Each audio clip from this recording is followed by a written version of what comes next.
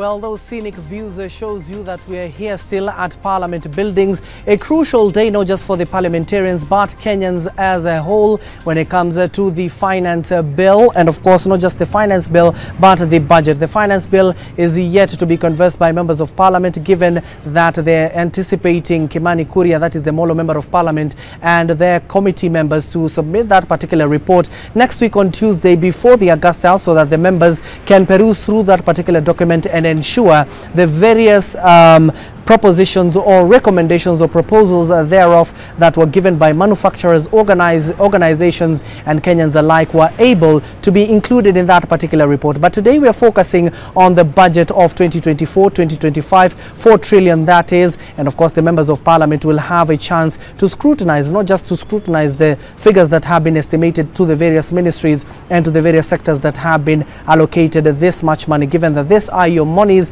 the members of Parliament, their duty is to oversight these particular funds, and if they are not used prudently, of course they will take matters into their own hands. As we told you, we bring you unrivaled coverage as the Kenya Broadcasting Corporation, all the way from Parliament buildings to Broadcasting House there. Right now I'm being joined by none other than Dagoretti North Member of Parliament, that is Honorable KBC Elachi. Mheshimiwa, karibu sana. Asante sana. Now Mheshimiwa, let me get your opening remarks on the budget itself, given that this will be your first time, at least you're talking to us as KBC. Thank you very much, and it's always a pleasure. Yes. I think one thing I can say in just a summary of everything, that it's a process that starts way back, and so you come through, and now we've reached a point. Now we want to see how we are now going to give each sector the money, and I think we've done that. Yes. So it's just a matter of formality where the minister will come, but I think the chair of budget and appropriation did that last week, and he took us through. We looked at each vote. I know there are some votes that Kenyans are questioning why this is not there, why this has been reduced, especially in the social sector, yes, where you have education, you have health, and agriculture, and so it is something we also questioned. Yes. And we felt that if we are saying these are our pillars, and especially agriculture being our pillar, then we must see more money going to that pillar. But I know we took more money to defense. There was money that was retained in the Ministry of Health, but at the national level. Yes. Knowing very well 98% health is devolved, so it's something also that we need to look at and ensure the monies that are remaining. I know they are for referral hospitals. For us in Nairobi, we have many people who get into Kenyatta, so I'll understand, yes, that there's a lot that happens, and I know I'm part of the people who will call Kenyatta and ask. We have our people, they've been paying, they are unable to pay. How do we ensure they pay something that they have, and you waive a bit? So there are all those things that we put together. Yes. And Mheshimiwa, also before even the budget came, we were talking about the school feeding program, which has been essential not just in the constituencies but in counties as general. The county governments that are leading their own initiative. There is the national government.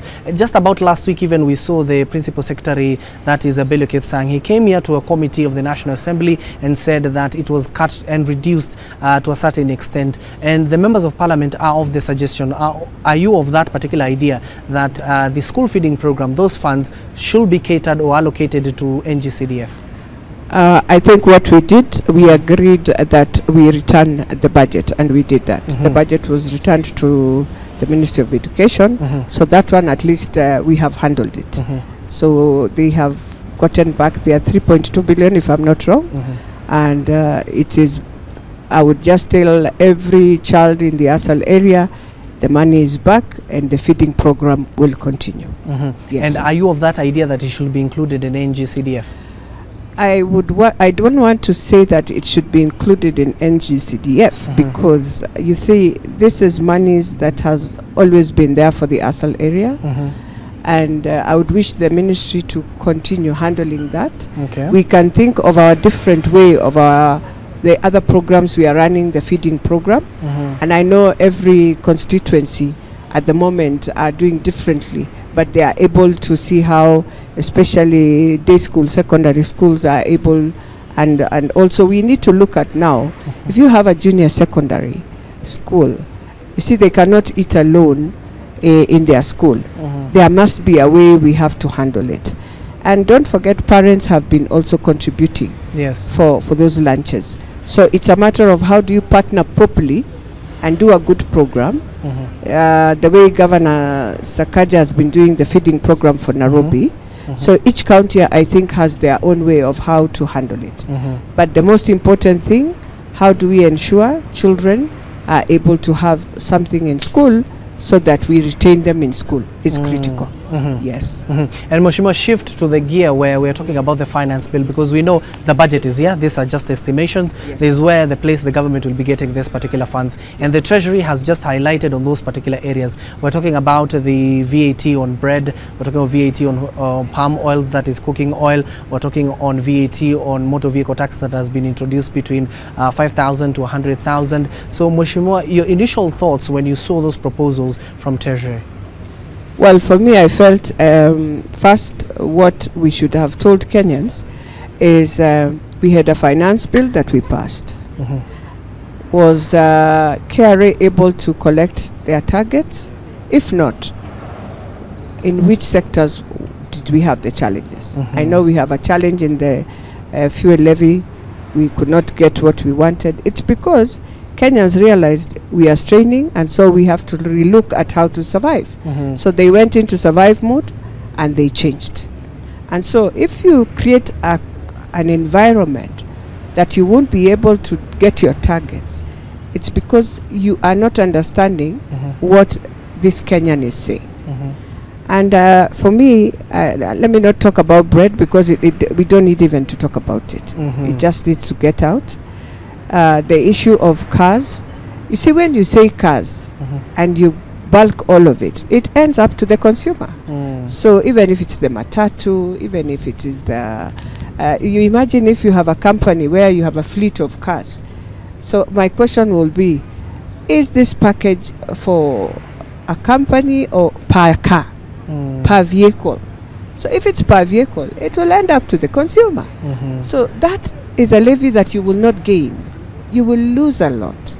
And you realize we are talking of coming to an end of a Vision 2030, which has only 6 years to the end, which we should be now trying to evaluate and see where did we go wrong, where as we move to the end. And at that time, we envisaged and said as a country we shall be a manufacturing country. But if we do not look at all these things we are doing, we shall end up into a traders country, where you trade more, and so you will import more, and so definitely your shilling will always be weak. We should look at the competition that is within our own tariffs of East Africa. Are we of any benefit if you do that? No, because all you are telling the manufacturers who are now talking in low tones, let me just move to Tanzania, let me move to Uganda, then I import into Kenya. But then where are you getting the jobs of your young people? How do you get that revenue?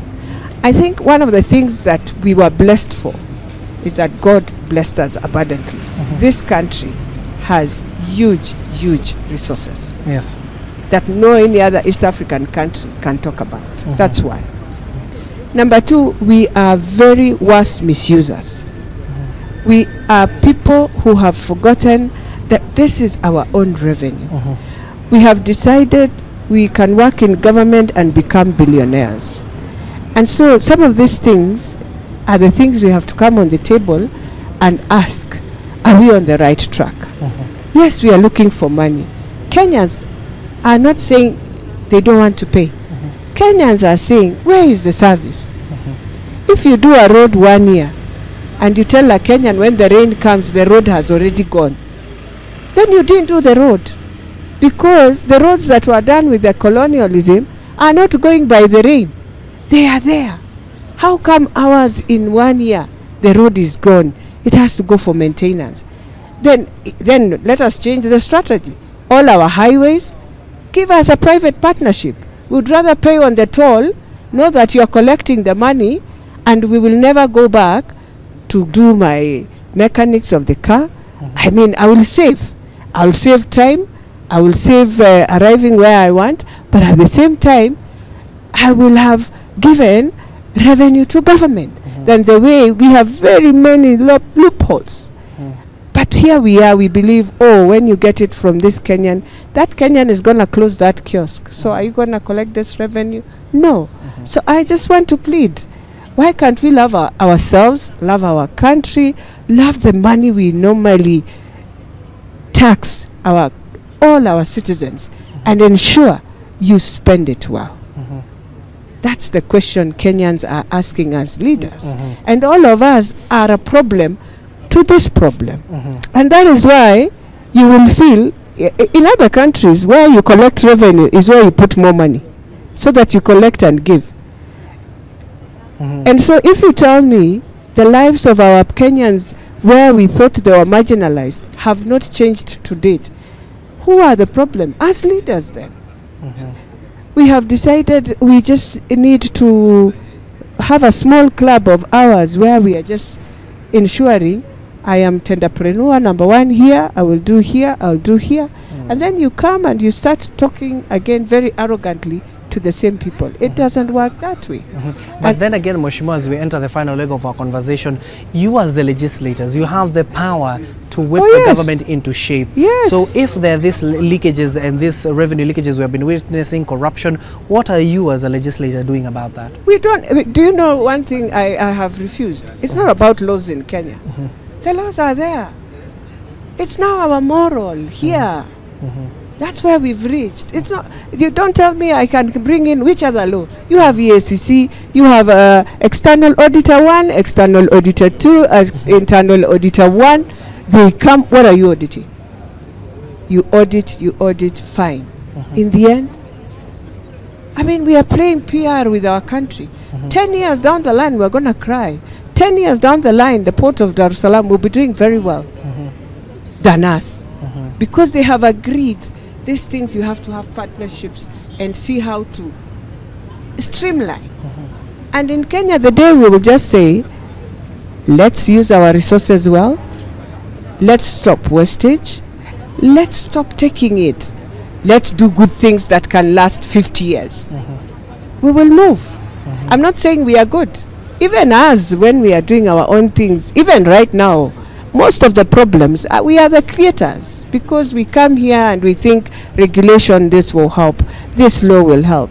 But then, the same law, you use it the other side, you find, so these three arms of government should be questioning and saying, if we sort out our attitude, our culture of wanting and believing that you can just use government to become wealthy, then we will sort out the problem.